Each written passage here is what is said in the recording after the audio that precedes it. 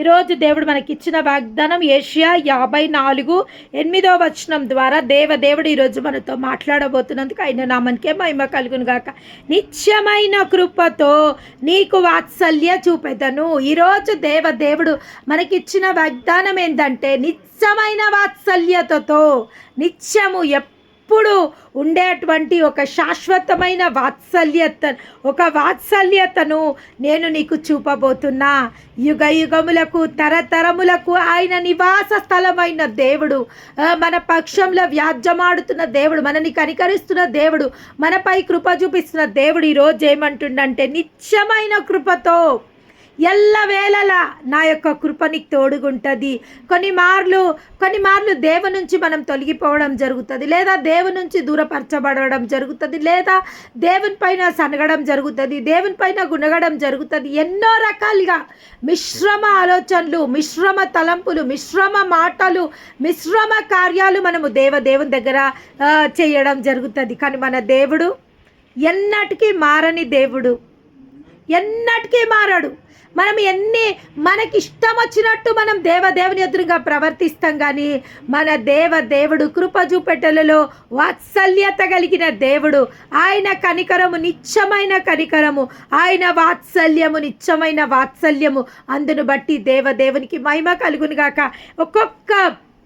ఒక్కొక్క వచనము ఎంత అంటే ఒక విలువైన ప్రశస్తమైన వచనాలతో దేవుడు మనతో మాట్లాడబోతున్నందుకు ఆయన నామానికి మహిమ కలుగును గాక. ఏమంటుండంటే నిత్యమైన కృపతో నీకు వాత్సల్యతను చూపెదును అని నీ విమోచకుడగు యెహోవా సెలవిచ్చుచున్నాడు. ఎవరు మనకు వాత్సల్యత చూపెడతాని మనకు సెలవివ్వడం జరుగుతుందంటే నీ విమోచకుడు, నీ సృష్టికర్త.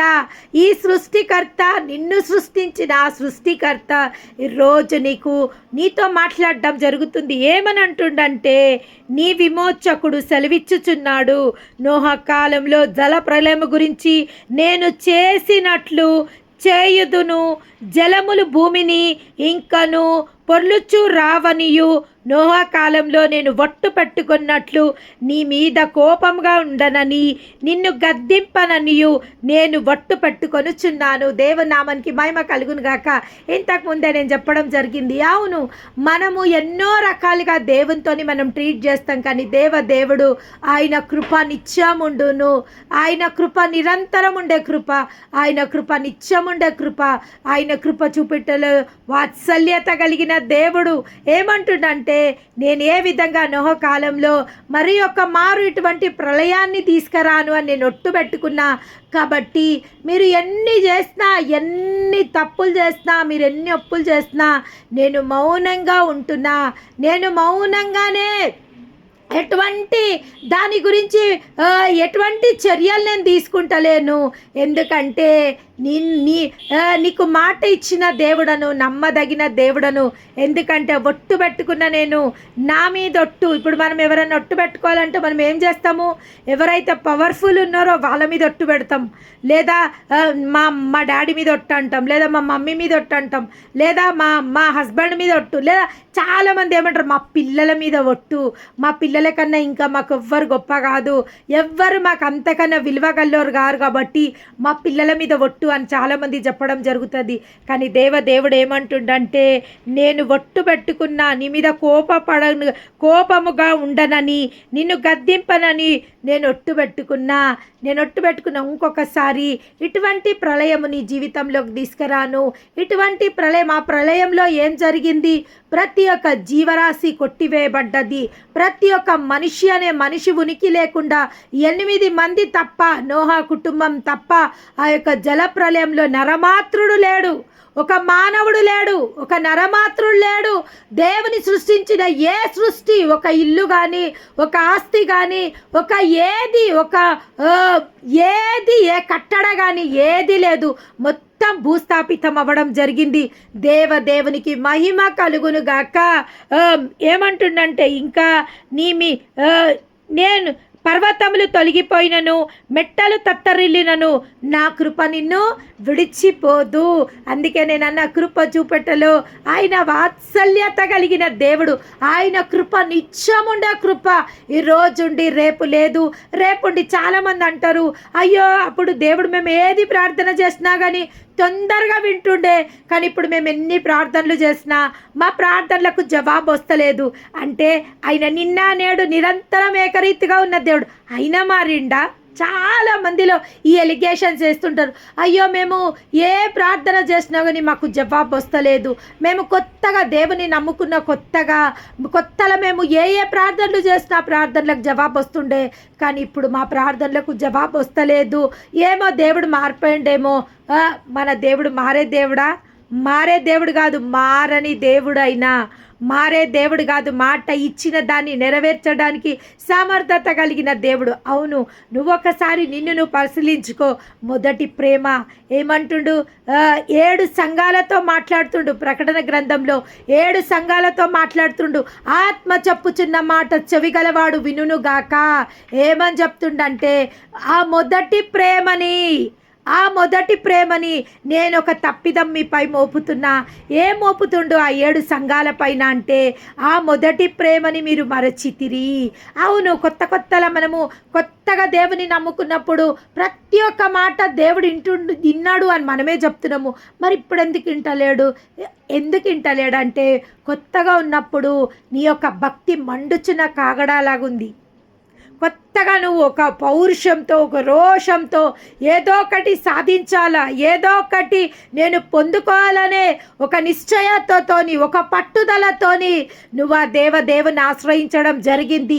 అవును, ఎన్నో పొందుకున్నావు, ఎన్నో నీ జీవితాలలో ఎన్నో సఫలతలు కూడా వచ్చినాయి, ఎన్నో పొందుకున్నావు, అనేక అద్భుతాలు ఆశ్చర్యకార్యాలు జరిగాయి. కానీ కొంచెంగా నీ భక్తి క్షీణించడం జరుగుతుంది.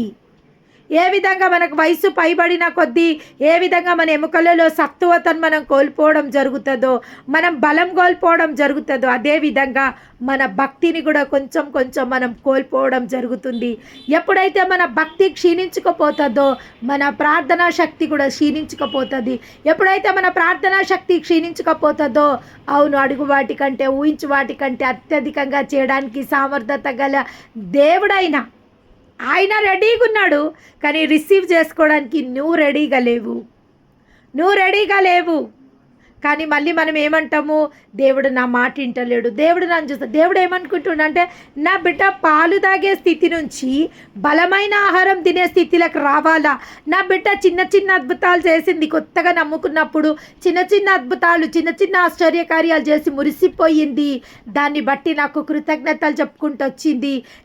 నాకు సన్నిధిలో నమ్మకంగా ఉంది. కానీ నా బిడ్డ ఎదగాలని నేను ఆశిస్తున్నా.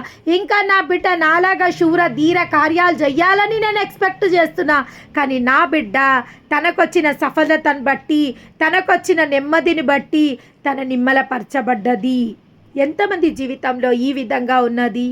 అవును, అప్పటి వరకు వేదనతో బాధతో ఉన్న ప్రతి ఒక్క బిడ్డలు, అప్పటి వరకు దేవుని యొక్క సన్నిధి కోసం అల్లాడుతున్న బిడ్డలు దేవుని నుంచి దీవింపబడ్డాక ఎంతమంది నెమ్మదిగా ఉండు.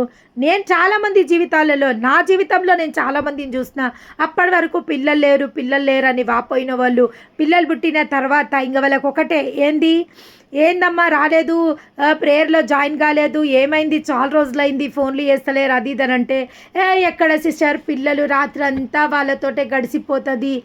కొన్ని మార్లు ఆదివారం కూడా మందిరాలను కూడా వెళ్ళలేని రోజులలో వాళ్ళు ఉన్నారు. కానీ ఎప్పుడైతే పిల్లలు లేరు అప్పుడు రాత్రి పగలు దేవుని సన్నిధిలో కనిపెట్టుకుంటూ కాపాడుకుంటూ ఆ యొక్క దేవుని యొక్క స్వరము వినడానికి వాళ్ళు ఎదురు చూసిండ్రు. కానీ ఎప్పుడైతే ఆ దేవుని స్వరాన్ని వాళ్ళు విన్నారో, ఆ యొక్క దేవుని నుంచి వాళ్ళు దీవెనలు పొందుకున్నారు, వాళ్ళు నిమ్మలం పొందుకున్నారు. జాబ్స్ విషయంలో కూడా అదే, ప్రతి ఒక్క విషయంలో దేవుడు ఎప్పుడైతే వాళ్ళని దీవించిండో ఆ దీవెనలను బట్టి వాళ్ళు నెమ్మది పొందుకున్నారు. ఆ యొక్క నెమ్మదితో వాళ్ళు ఏం చేసుకుంటారంటే, సరేలే ఇంకా ఏముంది, మన కొత్తదనం ఏమీ లేదు కదా, కొత్త సమస్య వచ్చినప్పుడు అప్పుడు పోవచ్చులే దేవుని దగ్గరికి, అప్పుడు ప్రార్థన చేయొచ్చులే, ఇప్పుడు ఎందుకు రొటీన్. చాలామంది చూడండి కొత్తలో వాళ్ళే ఉత్సాహంతో జాయిన్ కావడం జరుగుతుంది. కానీ ఇప్పుడు నేను మరీ ఫోన్స్ చేస్తే కూడా వారు రెస్పాన్స్ ఇస్తలేరు, వారు ఆన్సర్స్ ఇస్తలేరు, వారు జాయిన్ అవుతలేరు. దేవుని నామానికి మహిమ కలుగును గాక. ఎందుకంటే పిలువబడ్డ వాళ్ళు అనేకులు, కానీ ఏర్పరచబడ్డవారు కొంతమందే. ఎవరైతే అత్యాసక్తితో నేను నా దేవుడైతే కరెక్ట్ టైంకి వచ్చేస్తాము, ఎవరికి అత్యాసక్తి ఉందో, ఎవరు దీవెనలతో నింపబడాలా, ఎవరి జీవితాలలో మార్పులు కావాలా, అవును మారాలంటే మా జీవితాన్ని మధురంగా మార్చిన దేవుని బట్టి కృతజ్ఞతలు కలిగి మా జీవితంలో చేసిన అద్భుతము, మా జీవితంలో మేము పొందుకున్న మేళ్ళు ఇంకా అనేకుల జీవితాలలో పొందుకోవాలా. ఏ విధంగా దేవుడు మా జీవితాలలో మాకు నెమ్మదిని అనుగ్రహించిండు, మా క్షేమకరమైన స్థితి అనుగ్రహించిండు.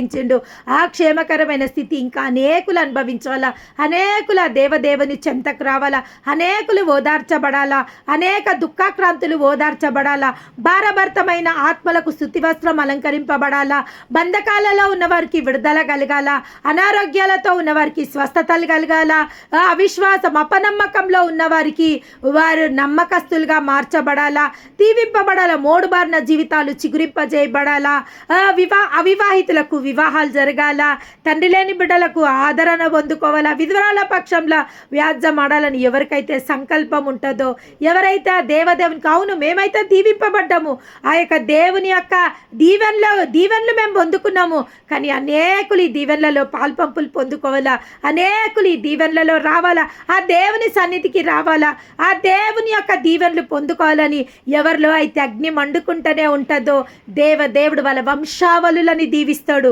క్షేమకరమైన స్థితి వారి వంశావళులకు అనుగ్రహిస్తాడు. వాళ్ళ పిల్లల తరంలో ఆస్తికర్తలుగా ఉంటారు, వాళ్ళ పిల్లల తరంలో సమృద్ధి ఉంటుంది, వాళ్ళ పిల్లల తరాలలో దరిద్రత కానీ, లేమి కానీ, దరిద్రత కానీ, కీడను మాట కానీ, పాడను మాట కానీ, వినాశనం అనే మాట కానీ, ఉపద్రవం అనే మాట కానీ వాళ్ళ పిల్లల తరాలలో ఉండదు.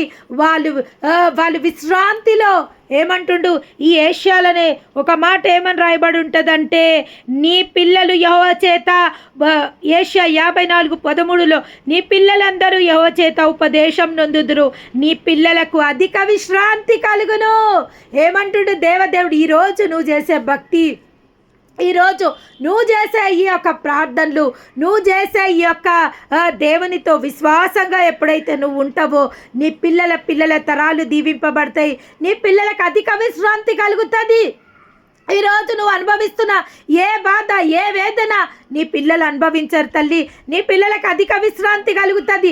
ఎందుకంటే నీ పిల్లలందరూ యెహోవా చేత ఉపదేశం పొందుతారు, దేవుడే వారి పక్షంలో వ్యాజ్యమాడతాడు, దేవుడే వారికి బోధిస్తాడు, దేవుడే వారికి సరి అయిన మార్గంలో నడిపిస్తాడు, దేవుడే లోకంలో ఆ పిల్లలు కలిసిపోకుండా ప్రత్యేకింపబడతారు, వారికి సఫలతలు కలుగుతుంటాయి. మీరు స్ట్రగుల్ అయ్యే ఏ స్ట్రగుల్స్ మీ పిల్లలకు అంటకుండా, మీపై పనిచేస్తున్న ఏ శాప పాప దోష శిక్ష మీ పిల్లలపై పనిచేయకుండా వాళ్ళు రక్షింపబడతారు, వాళ్ళు సంరక్షింపబడతారు. దానికోసమే నువ్వు ఈరోజు నీ చేసే భక్తి, ఈరోజు నీ భక్తి జీవితము నీ పిల్లల తరానికి దీవెనకరంగా ఉంటుంది. ఇంకా ఏమంటుండు, నీవు నీతి గల దానిపై స్థాపింపబడుదువు, నీవు భయపడనక్కర్లేదు, భీతి నీకు దూరంగా ఉండును, అది నీ దగ్గరికి రానే రాదు. నువ్వు బాధపడనక్కర్లేదు, బాధించువారు నీకు దూరంగా ఉంటారు. ఎందుకు దేవుని నువ్వు ఆశ్రయించాలా అంటే, నిన్ను బాధపరచువాళ్ళు నీకు దూరంగా ఉంటారంట. ఈరోజు ప్రతి ఒక్కరు నిన్ను మాటల చేత బాధపరుస్తుండ్రా, లేదా కఠినమైన కత్తిపోటు లాంటి మాటలు కలవు అని వాక్యంలో రాయబడ్డది. అవును, నువ్వు అనేక మంది నీ హృదయాలని గాయపరుస్తుండ్రా, అనేక మంది వాళ్ళ మాటల చేత నిన్ను శూలాలలాగా మాటలు నీ మదిలో గుచ్చుకొని పోయి అవి స్రవిస్తూ ఒక వేదన, బాధ, ఒక గాయములుగా మార్చబడ్డయ్యా. దేవుడు ఈరోజు ఏమంటుండంటే, ఈ దేవుని నువ్వు ఆశ్రయిస్తే, ఈ దేవుని సన్నిధిని నువ్వు ఆశ్రయిస్తే నీవు బాధపడనక్కర్లేదు, బాధించువారు నీకు దూరంగా ఉంటారు. ఈరోజు ఎవరెవరైతే ఎవ్వరు మమ్మల్ని బాధ పెట్టొద్దు, ఎవ్వరు ఒక మాట కూడా మమ్మల్ని అనొద్దు, ఎవ్వరు నిలదీయొద్దని ఎవరైతే అనుకుంటుండ్రో వారు దేవుని శరణజొచ్చితే నిజంగా ఇది నిజం అంటే ఇది నిజం. ఎందుకంటే నా జీవితంలో ఇది అక్షరాల నిజంగా జరుగుతుంది. నిజంగా ఈరోజు నన్ను బాధపరచువారు ఎవ్వరూ లేరు. ఎవ్వరు అంటే ఎవ్వరు లేరు. అందరికీ నేనంటే ఇష్టం, అందరికీ నేనంటే కావాలి. ఎవరిని బట్టి ఈ ఫేవర్ని నేను పొందుకున్నా అంటే నా దేవుని బట్టి, నా దేవుని బట్టి. ఎవరో ఒకళ్ళు నన్ను గాయపరిచినా, ఎవరో ఒకళ్ళు నన్ను బాధపరిచినా నా దేవుడా చూసుకుంటాడు వాళ్ళని. నేను వాళ్ళ గురించి అసలు నేను అసలు పట్టించుకోను. ఎందుకంటే నేను ఒకటే చెప్తా, నా తండ్రి నన్ను బహుగా ప్రేమిస్తుండు. ఎస్, నా జోలికి ఎవరు వచ్చినా కానీ నా తండ్రే జవాబు చెప్పుకుంటాడు. అసలు ఆల్మోస్ట్ 0.1 అంతమంది, 100లో 0.1 0.2 అంతమంది నన్ను బాధపరిచే వాళ్ళు ఉండరు. ఎవరో 100కి 1 కానీ 99% మంది దేవుని మహాకృపను బట్టి నన్ను ప్రేమించే వాళ్ళే, నన్ను ఆదరించే వాళ్ళే, నన్ను కనికరించే వాళ్ళే, నేను బాగుండాలని కోరుకునే వాళ్ళే 99% మంది ఉన్నారు. ఎందుకంటే ఇది కేవలం నా దేవుని బట్టే. ఇక్కడ అందుకే చెప్తుండు దేవుడు, నీవు భయపడనక్కర్లేదు, బాధించువారు నీకు దూరంగా ఉంటారు. వాళ్ళు దూరంగా ఉంటారు. నువ్వు నా సన్నిధికి దగ్గరగా ఉంటే నిన్ను బాధించే వారిని నేను దూరం పంపించేసేస్తా. కానీ నువ్వు ప్రజల మధ్యలో ఉంటే, మనుషుల మధ్యలో ఉంటే, వాళ్ళ సూటిపోటి మాటలు, వాళ్ళ ప్రవర్తన ప్రతిదీ నిన్ను గాయపరుస్తుంది.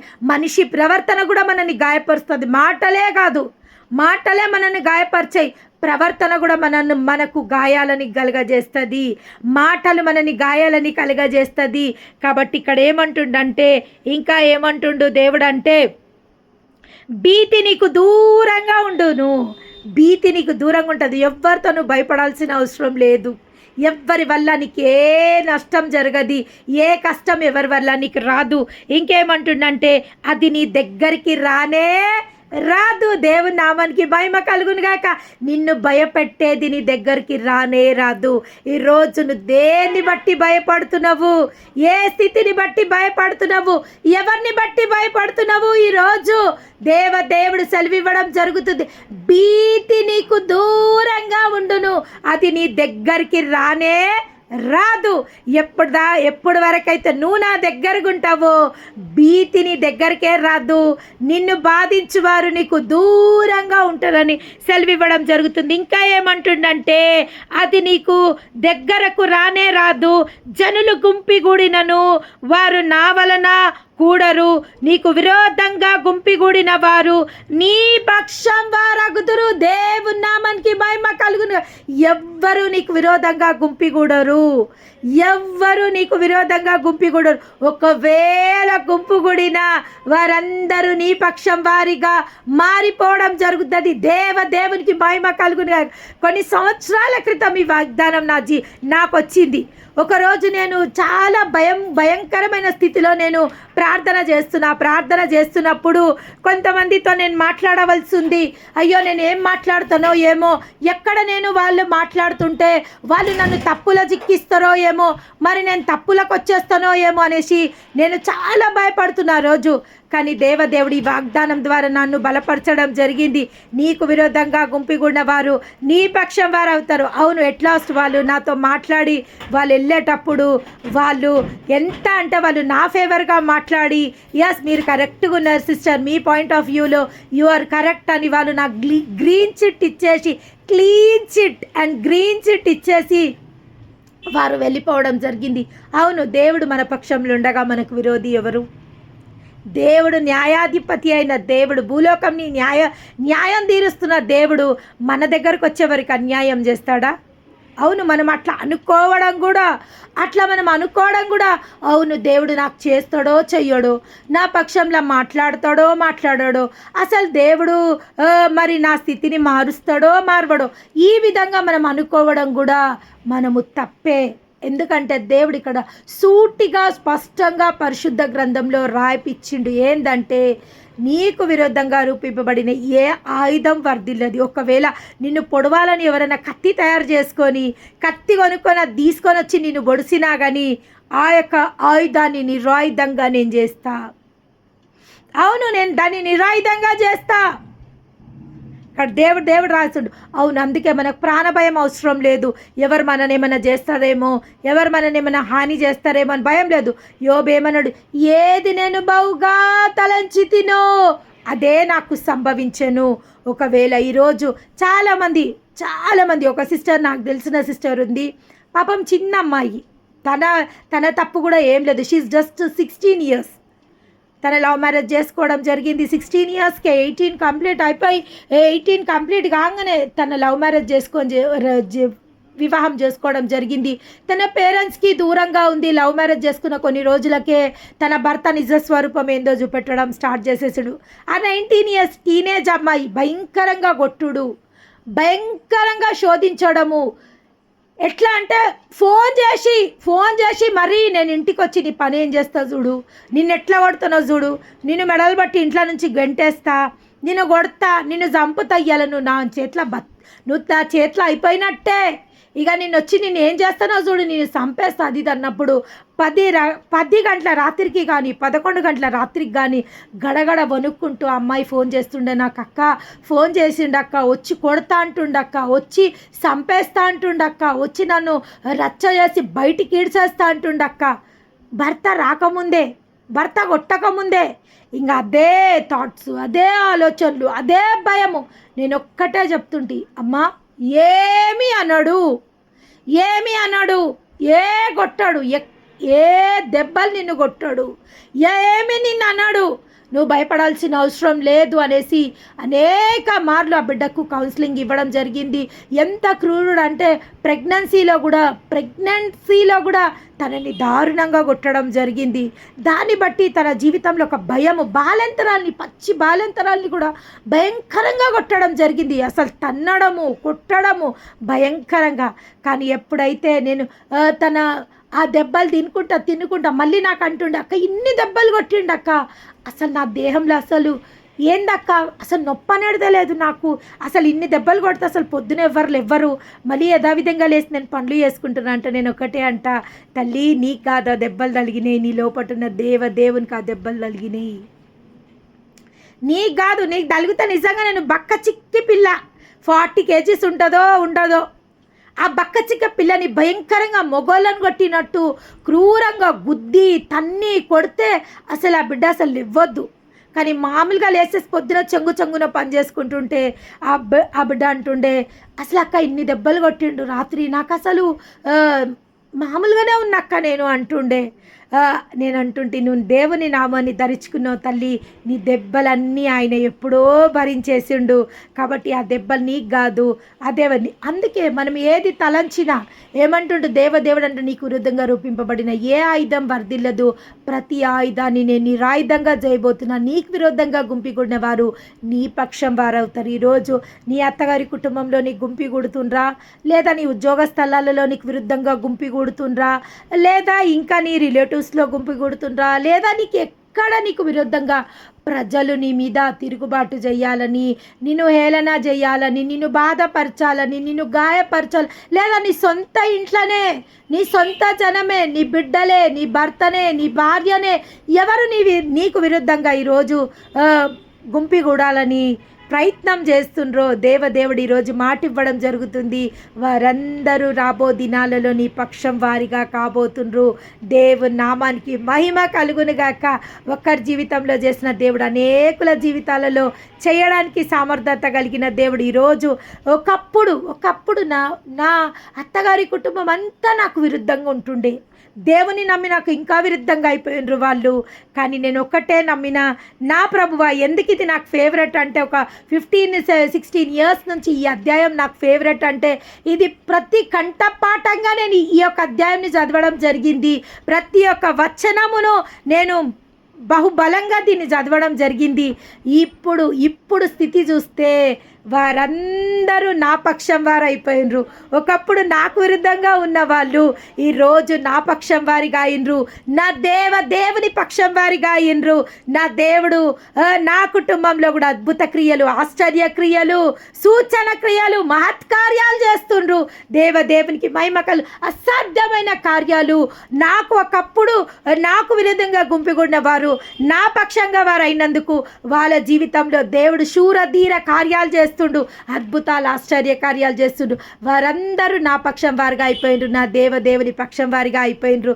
అందరిని బట్టి దేవుని నామానికి మహిమ కలుగునుగాక. ఇంకా ఏమంటుండంటే, ఆలకించుము, నిప్పులూది వాడు తన వృత్తికి తగినట్లు పనిచేయు కమ్మరిని సృజించిన వాడను నేనే, నాశనం చేయుటకై పాడు చేయువాన్ని సృజించువాడని నేనే. నీకు విరుద్ధంగా రూపింపబడిన ఏ ఆయుధం వర్ధిల్లదు. న్యాయ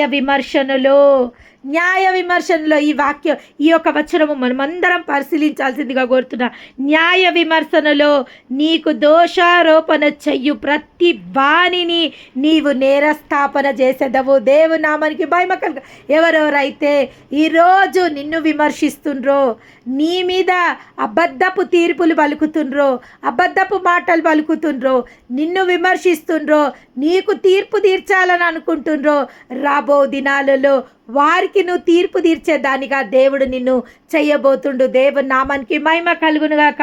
ఏమంటుందంటే, నీకు దోషారోపణ చెయ్యు ప్రతి వానికి, ఎవరెవరైతే ఈరోజు నీ పైన దోషారోపణ చేస్తుండ్రో ప్రతి వారికి నువ్వు నేరస్థాపన చేస్తావు. వారు నీ ఎదురుగా నేరస్తులుగా నిలబడబోతున్నందుకు దేవుని నామానికి మహిమ కలుగును గాక. ఈరోజు నిన్ను నేరస్తురాలుగా చేసి నిన్ను ఒక కాన్రాన్ దానిగా ఎవరెవరైతే నిలబెట్టిండ్రో వారందరికీ రాబో దినాలలో వాళ్ళు వచ్చి నీ ఎదురుగా నేరస్థాపన వాళ్ళకు నువ్వు నేరస్థాపన చేయబోతున్నారు. వారు నేరస్తులుగా నీ ఎదురుగా వారు వచ్చి నిలబడబోతుండ్రు. వారి తప్పులతో సహా వాళ్ళు వచ్చి నీ ఎదురుగా ఒప్పుకోబోతుండ్రు. దేవుని నామానికి మహిమ కలుగునుగాక. ఇది ఎవరి వాక్కంట? చివరి వచనంలో రాయబడింది ఏంటంటే, యెహోవా యొక్క సేవకుల నీతి నా వలనే కలుగుచున్నది, ఇది వారి స్వాస్థము. మన స్వాస్థం ఇది. అద్భుతాలు పొందుకోవడం, ఆశ్చర్య కార్యాలు పొందుకోవడము, ఆ మనపక్షం వారిగా చేసుకోవడము, ఇతరుల కోసం మనకు తీర్పు తీర్చవలసిన వాళ్ళకు మనము తీర్పు తీర్చడము, ఇదంతా ఆయన మనకిచ్చిన స్వాస్థం అంట. ఇది ఆయన నుంచి మనం పొందుకుంటున్న అధికారము. దీన్ని ఎవ్వరు మన నుంచి దొంగలించలేరు. ఎవ్వరి అధికారంని మన నుంచి తీసుకోలేరు. ఎందుకంటే ఇది యెహోవా వాక్కు. ఎవరి వాక్కు అంట? ఇది ప్రవక్త వాక్కు. పౌలు మాట్లాడింది కాదు, పేతురు మాట్లాడింది కాదు, ప్రసంగి మాట్లాడింది కాదు, హిజ్కియా మాట్లాడింది కాదు, ఎజ్రా మాట్లాడింది కాదు. ఇది యెహోవా వాక్కు. దేవుడే ఈరోజు మనందరితో ఈ రాత్రికాల సమయంలో ఆయన మాట్లాడినందుకు, ఆయన మాటలు మాట్లాడిన ఇంత గొప్ప మాటలు మాట్లాడిన దేవునికే మహిమ కలుగునుగా.